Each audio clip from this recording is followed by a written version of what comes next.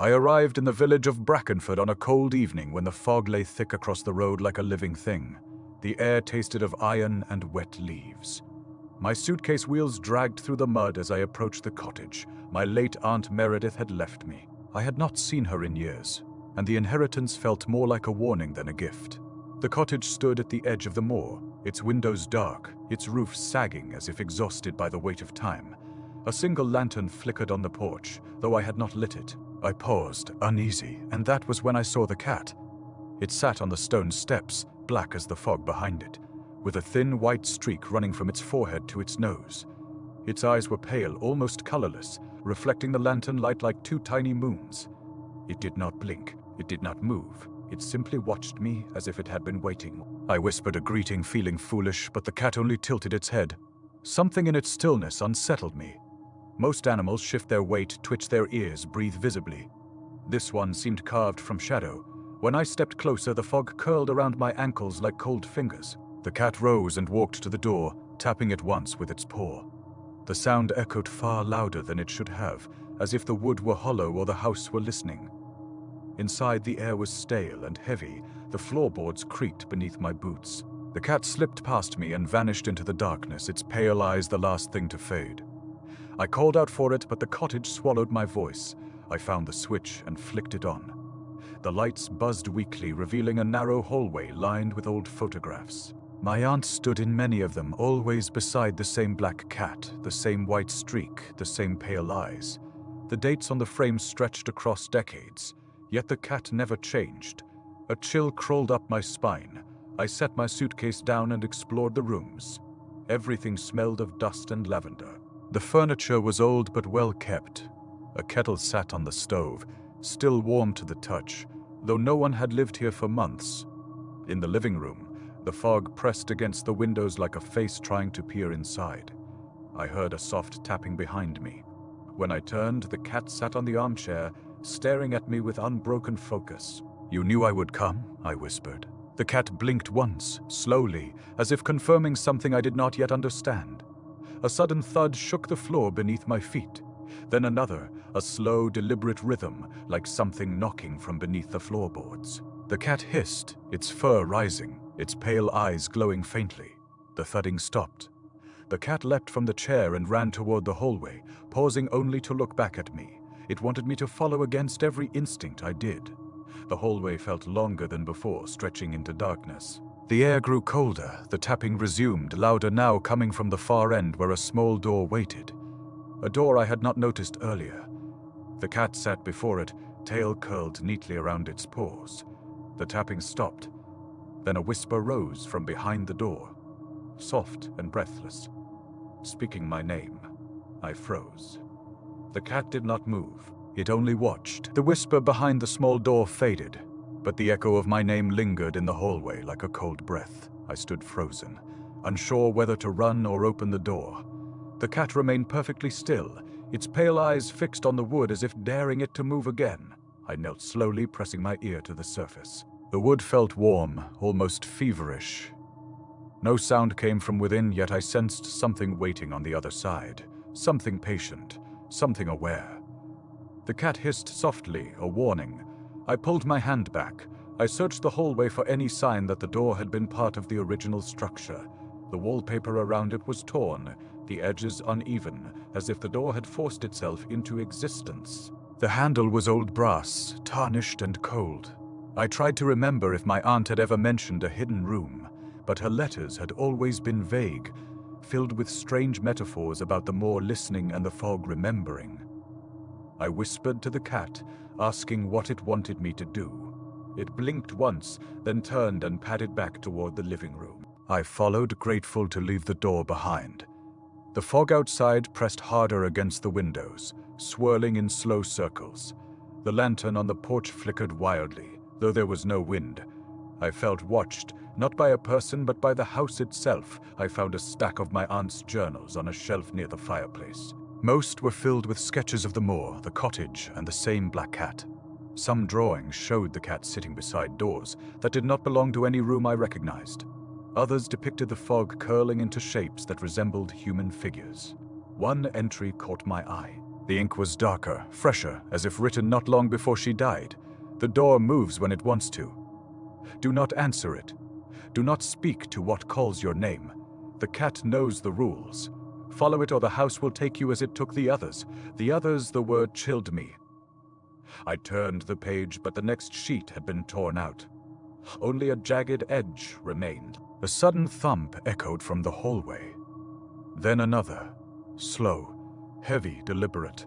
The same rhythm as before. The cat darted to the doorway, fur bristling, tail puffed like a bottle brush. I stepped closer, heart pounding. The hallway was darker than it should have been. The shadows stretched unnaturally long. The small door at the end trembled as if something inside was pushing against it. The thumping grew louder. I whispered my aunt's name, though I did not know why. The house answered with a low groan, the floorboards shifting beneath my feet. The cat let out a sharp cry and ran toward the kitchen. I followed, stumbling as the house seemed to tilt slightly, as if adjusting itself. In the kitchen, the cat sat beside the cellar door. Its paw rested on the wood, tapping once. A soft, urgent sound. "You want me to go down there?" I whispered. The cat stared at me, unblinking. Behind us, the hallway door rattled violently. I grabbed the cellar handle and pulled. The hinges screamed. Cold air rushed up, carrying the scent of damp earth and something metallic. The cat descended first, its pale eyes glowing faintly in the darkness. I hesitated at the top step. The door behind me slammed open. A whisper rose from the hallway, louder now, clearer, unmistakably human. It spoke my name again. I fled down the stairs, pulling the cellar door shut behind me as the whisper slid across the wood like a hand searching for a way in. The cellar stairs groaned beneath my weight as I descended, each step colder than the last. The air smelled of damp stone and something older, something like forgotten soil. The cat moved ahead of me with silent certainty, its pale eyes glowing faintly in the darkness. I reached the bottom and found myself in a narrow chamber lit only by the weak light from the open door above. The walls were rough stone, slick with moisture. Shelves lined the room, filled with jars of herbs, old tools, and bundles of dried plants tied with twine. My aunt had been meticulous, but the cellar felt abandoned, as if she had not stepped down here in years. The cat sat near the far wall, staring at a patch of stone that looked slightly different from the rest. I approached, running my fingers along the surface. The stone was warm, almost pulsing. A faint vibration hummed beneath my palm. Behind me, the cellar door rattled. Something pressed against it from the other side. A whisper seeped through the cracks, soft and pleading, speaking my name with a voice that sounded almost familiar. I backed away from the stairs, heart pounding. The cat hissed, its fur rising like a dark storm. The whisper grew louder, more insistent, as if whatever waited above had found the scent of my fear. The stone beneath my hand shifted. I stumbled back as a thin line appeared across the wall, glowing faintly. A seam, a hidden door. The vibration grew stronger, like a heartbeat buried deep within the rock. The cat tapped the stone once with its paw, then looked at me with an expression I could only describe as urgency. "You want me to open it," I whispered. The cat blinked slowly. The cellar door above shook violently. Something scraped along the wood, long and sharp, dragging across the surface. The whisper twisted into a low moan, then into a voice that sounded like my aunt. Meredith, calling me, begging me to let her in. My breath caught in my throat. I knew it was not her. I knew it, in the same instinctive way one knows a dream is wrong, even while dreaming. I pressed my hand against the glowing seam. The stone shifted again, sliding inward with a grinding sound. A narrow passage opened, revealing a tunnel carved into the earth. Cold air rushed out, carrying the scent of moss and something metallic. The cat darted inside without hesitation. I hesitated only a moment before following. The passage was tight, the ceiling low enough that I had to crouch. The walls pulsed faintly, as if alive. The sound of the cellar door slamming open echoed behind me, followed by footsteps descending the stairs. Not human footsteps, too slow, too heavy, too deliberate. I crawled deeper into the tunnel, my breath ragged. The cat stopped ahead, waiting for me. Its pale eyes glowed brighter, illuminating carvings on the walls. Symbols, spirals, shapes that hurt to look at. My aunt had drawn similar symbols in her journals, always accompanied by warnings. The tunnel widened into a small chamber. In the center stood a stone pedestal, and on it lay a small wooden box bound with twine. The cat sat beside it, tail curled neatly around its paws. I reached for the box. A whisper rose from behind me, closer now, echoing through the tunnel. The voice was no longer pleading. It was angry. Hungry, the cat growled, a low rumble that vibrated through the chamber. I untied the twine and opened the box. Inside lay a single object, a key, old iron, cold as winter. The moment my fingers touched it, the whisper stopped. The footsteps stopped. The house above us exhaled, a long, shuddering breath that made the walls tremble. The cat looked up at me. Its pale eyes reflected something I had not seen before, recognition. The key lay cold in my palm, heavier than it should have been, as if it carried the weight of every hand that had held it before mine. The cat watched me with an intensity that made my skin prickle. Its pale eyes reflected the faint glow of the tunnel walls, turning them into shifting silver. I closed the wooden box and slipped the key into my coat pocket. The moment I did, the tunnel seemed to exhale, a soft rush of air that stirred the dust at my feet. The cat flicked its tail and turned toward the passage we had come from. I hesitated. The footsteps in the cellar had stopped, but the silence that followed felt wrong. Too deep, too expectant. The cat let out a low growl, urging me forward. I followed, my hand brushing the rough stone as we moved through the narrow tunnel. When we reached the cellar entrance, I paused at the bottom of the stairs. The door above hung open, but the darkness beyond it felt thicker than before, as if the house itself were leaning over the opening, listening. I whispered my aunt's name, though I knew she would not answer. The darkness shifted, swallowing the sound. The cat brushed against my leg, then climbed the stairs with deliberate steps. I followed each footfall, echoing too loudly. The cellar door creaked as I pushed it wider. The kitchen was dim, lit only by the weak glow of the lantern outside. The fog pressed against the windows, swirling in slow spirals. The air felt colder, heavier, as if the house had drawn a long breath and was holding it. I stepped into the kitchen and froze. The hallway door, the one that had rattled and whispered, now stood wide open. The wallpaper around it was torn, the edges curled like burnt paper. The door itself looked older, the wood darker, as if it had aged decades in the time I had been below. The cat hissed, its back arching. A faint whisper drifted from the hallway, soft as a sigh. Not my name this time. Something else, a word I could not understand, spoken in a voice that sounded layered, as if several people were speaking at once. I backed away, but the cat moved forward, placing itself between me and the hallway. Its pale eyes glowed brighter, casting a faint light across the floorboards. The whisper grew louder. I reached into my pocket and touched the key. The metal pulsed beneath my fingers, warm now, almost alive. The whisper faltered, as if startled. The cat turned its head toward me, and for a moment I felt as though it were waiting for me to understand something. I pulled the key out and held it up. The whisper stopped entirely. Silence fell over the cottage, thick and absolute. Then from deep within the hallway, something moved. A slow, dragging sound like fabric sliding across wood. The cat growled, low and dangerous. I stepped back, gripping the key tightly. A shape appeared at the far end of the hallway, tall, thin, wrong. Its outline shimmered, as if it were struggling to hold itself together. I could not see its face, only the pale suggestion of eyes that did not blink. The cat stepped forward, fur bristling, tail lashing. The shape took another step, its movements jerky, unnatural. The air around it rippled, bending the shadows. I felt the house shift beneath my feet, the floorboards trembling. The key grew hotter in my hand. The shape reached out with a long, trembling arm. The cat leapt. A burst of pale light filled the hallway, blinding and cold. The shape recoiled, its form flickering like a dying flame. The house groaned, a deep shuddering sound that vibrated through the walls. The light faded. The shape was gone.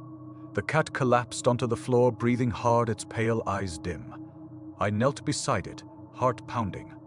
The house whispered again, not a word this time, a promise. The cat lay still on the floor, its breath shallow, its pale eyes dimmed to a faint shimmer. I knelt beside it, unsure whether to touch it or give it space. The house around us creaked softly, as if shifting its weight, listening to the silence that followed the burst of light. I whispered to the cat, asking if it could hear me. Its ear twitched barely. Relief washed over me. But it was thin and fragile. Whatever had appeared in the hallway had drained the creature, and I feared it would not survive another encounter. The key in my hand pulsed again, a slow, steady rhythm like a heartbeat. I slipped it back into my pocket, feeling its warmth spread through the fabric. The house groaned in response, a low sound that vibrated through the floorboards. It knew I had the key. The fog outside thickened, pressing against the windows until the glass trembled. The lantern on the porch flickered wildly, casting long shadows across the walls. One of those shadows stretched farther than it should have, reaching toward the living room like a hand. I stood quickly, heart pounding. The shadow froze, then slowly retreated as if it had been caught in the act. The house whispered again, a soft murmur that seemed to come from every wall at once. Not words, not yet, but close. The cat struggled to its feet, wobbling slightly. It looked at me, then at the hallway, then back at me again. Its message was clear. We could not stay here. I lifted the cat gently, cradling it against my chest. Its body was warm but trembling. I whispered that I would protect it, though I was not sure I believed my own words. The house creaked in amusement, or perhaps irritation. I moved toward the front door, but the moment my hand touched the knob, the wood beneath my fingers pulsed like living flesh. The door refused to turn. The house was not going to let me leave. The cat hissed weakly, its claws digging into my coat. I stepped back, scanning the room for another exit. The windows were fogged over completely, the outside world erased. The fog pressed against the glass like a face, its features shifting, forming something almost human before dissolving again. I whispered my aunt's name, hoping for guidance. The house answered with a soft laugh, a sound like wind through dead leaves. It knew her. It remembered her. And it remembered me. The hallway door creaked open again, though no wind touched it. The darkness beyond it pulsed, expanding and contracting like a lung. A whisper drifted out, clearer now, shaped into a single word. Mine. The cat let out a weak growl, its pale eyes flickering with a faint glow. I held it tighter and backed away from the hallway. The house groaned, the floorboards shifting beneath my feet as if trying to trip me. I stumbled into the living room and nearly fell. The photographs on the wall had changed. My aunt still stood in them, but the cat was gone. In its place stood a tall, thin figure with pale eyes and a face blurred beyond recognition. In the newest photograph, the one closest to the door, the figure stood beside me. My breath caught in my throat. The cat hissed again, louder this time, its strength returning in a sudden surge.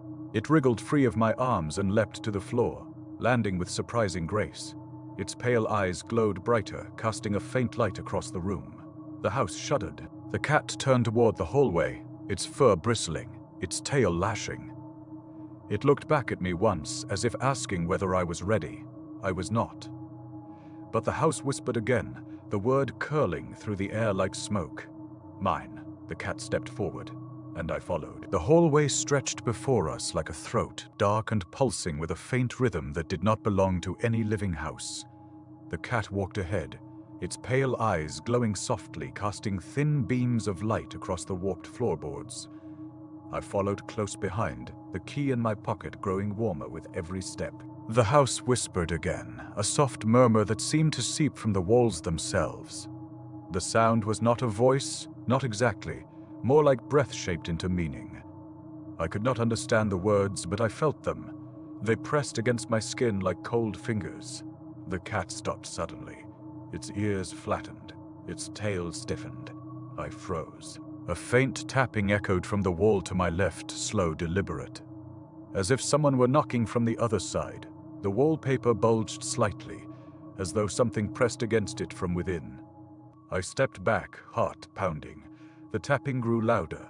The cat hissed, its pale eyes flaring with a sudden burst of light.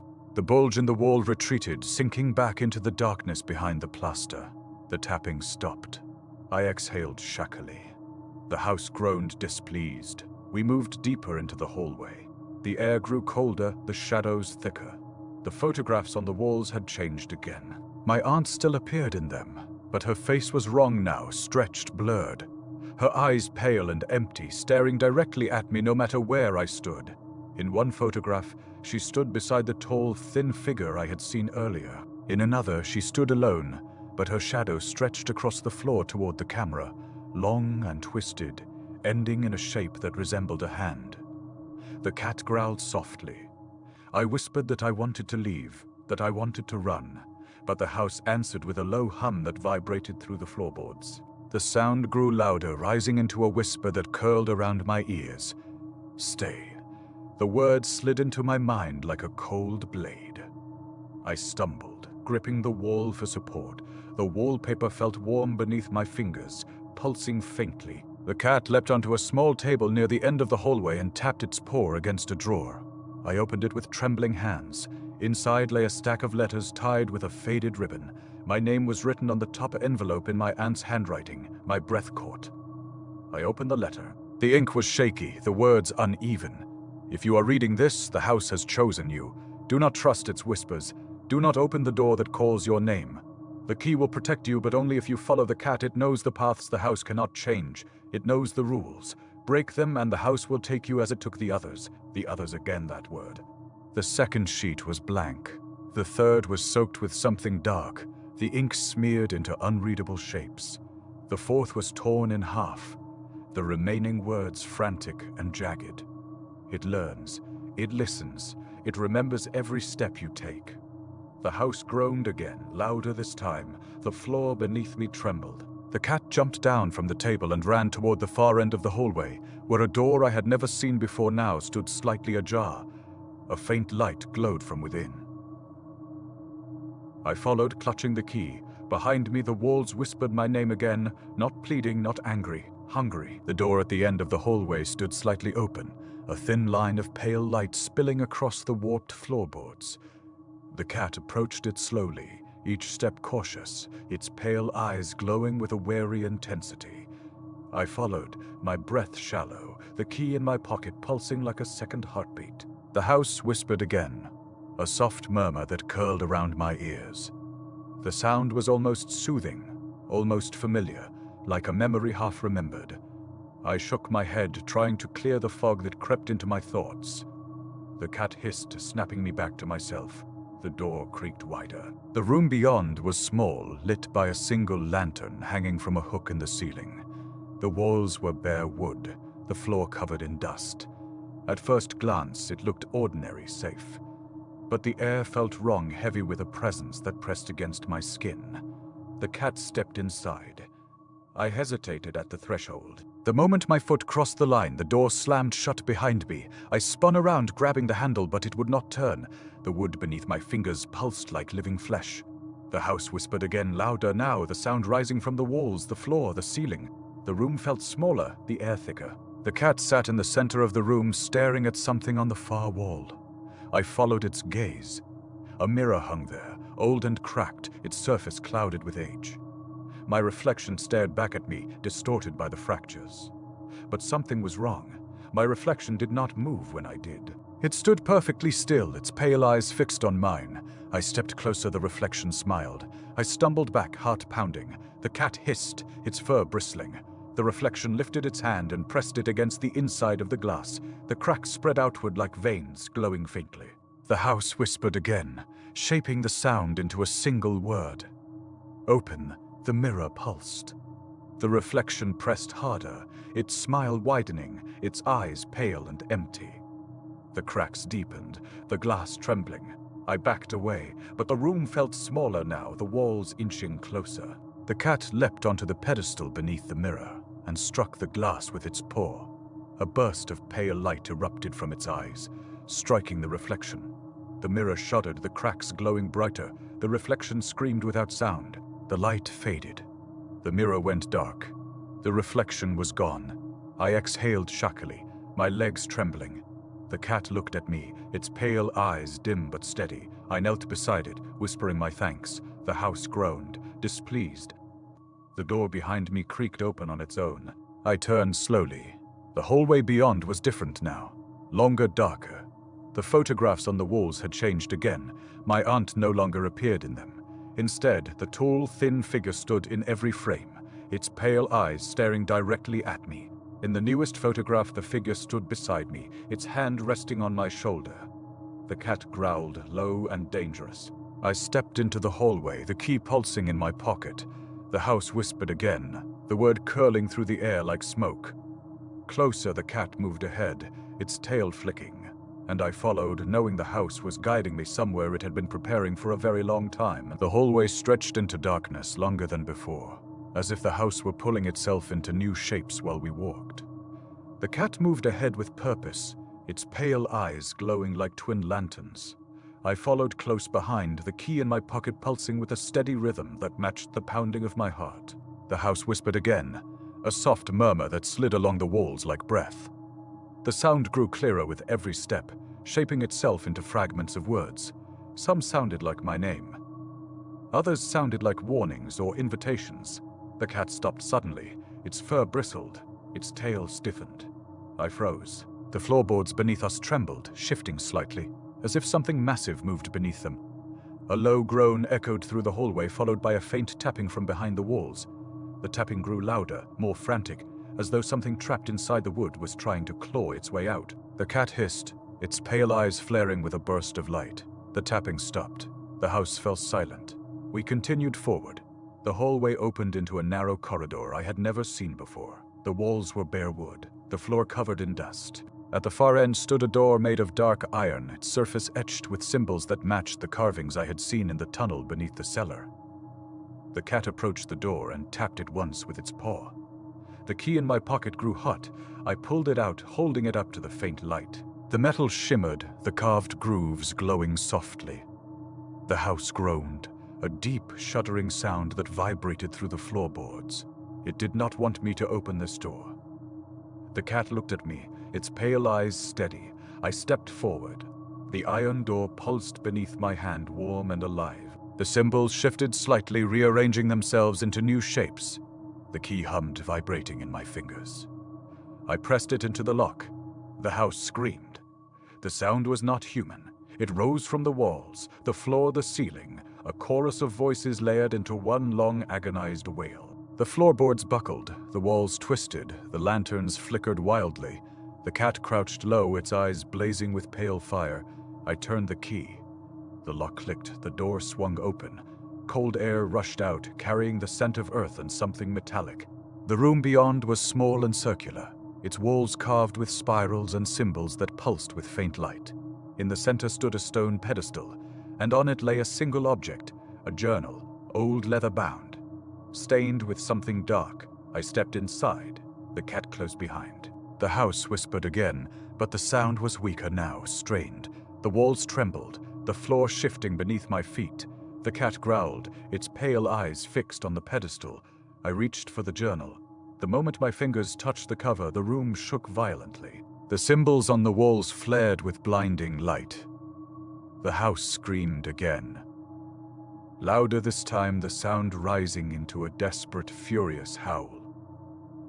The cat leapt onto the pedestal, its eyes blazing. The light faded.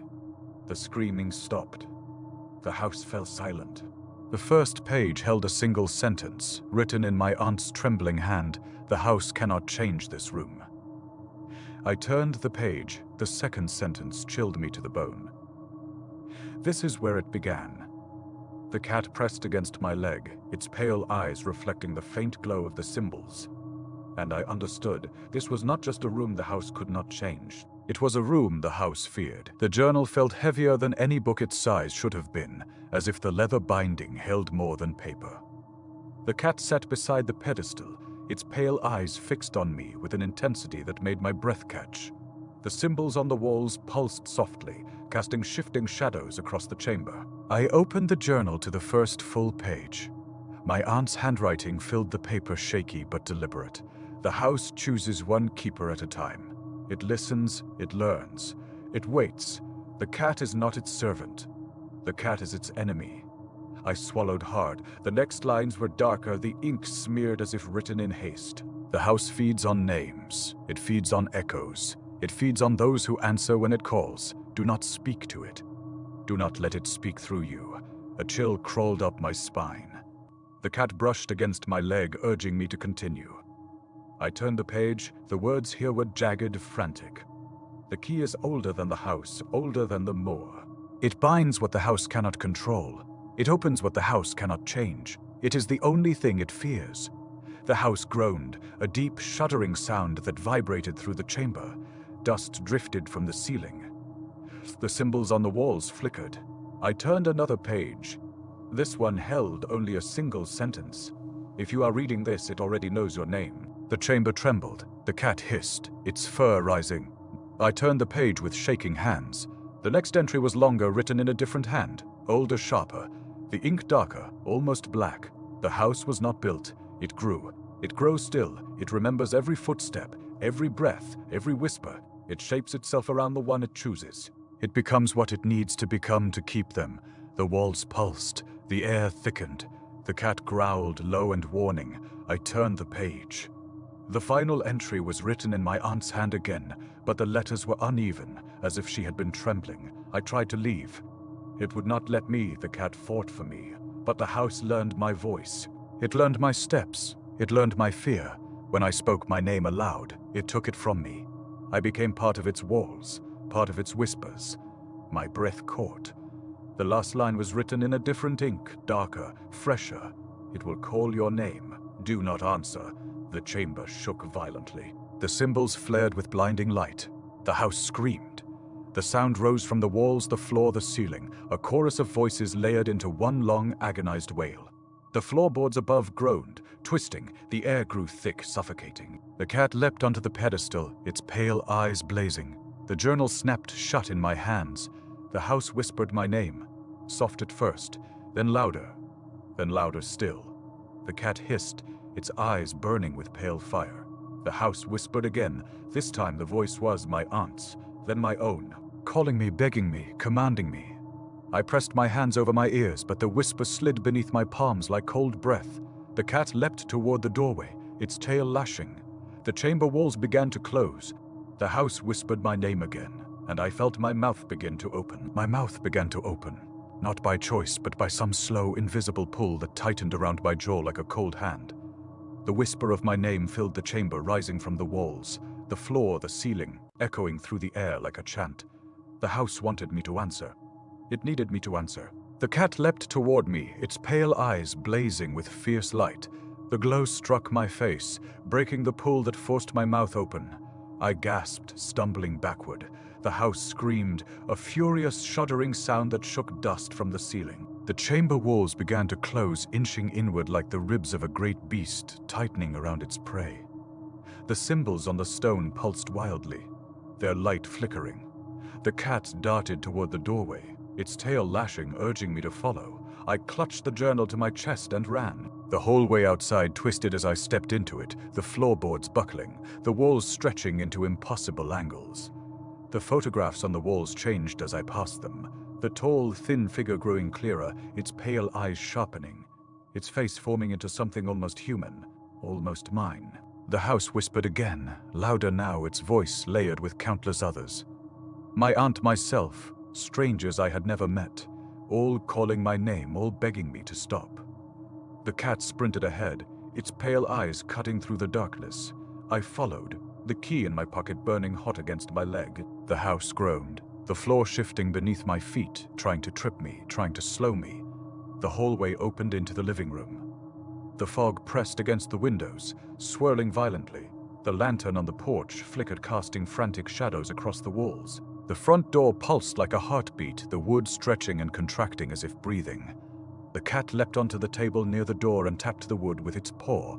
The key in my pocket pulsed in response. I pulled it out. The house screamed. The door twisted, its surface warping into a face with pale eyes and a gaping mouth. It whispered my name, soft at first, then louder still, until the sound filled the entire cottage. The cat hissed, its eyes blazing with pale fire. I pressed the key against the door. The wood burned beneath my hand. The house shrieked, the sound rising into a furious howl. The walls shook, the floor cracked, the ceiling groaned. The fog outside slammed against the windows, cracking the glass. The key sank into the wood. The door convulsed. The house screamed one final time. The door swung open. Cold night air rushed in, carrying the scent of wet earth and distant heather. The fog outside thinned, drifting away from the porch like smoke. The house groaned softly, a long, defeated exhale. The cat stepped outside. I followed behind us. The cottage shuddered. The windows cracked, the roof sagged, the walls trembled. The entire structure seemed to collapse inward, folding into itself like a dying creature curling around its own heart.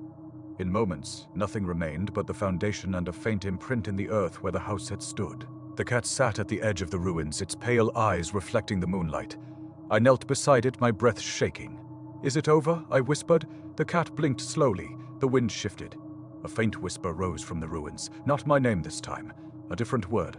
Waiting, the cat's fur bristled. I looked at the ruins, at the empty space where the house had stood, at the darkness beyond the moor. The house was gone, but its hunger was not. The cat pressed against my leg, its pale eyes steady. I understood. The house had not chosen me. The key had, and now I was the keeper of whatever waited in the shadows beyond the moor.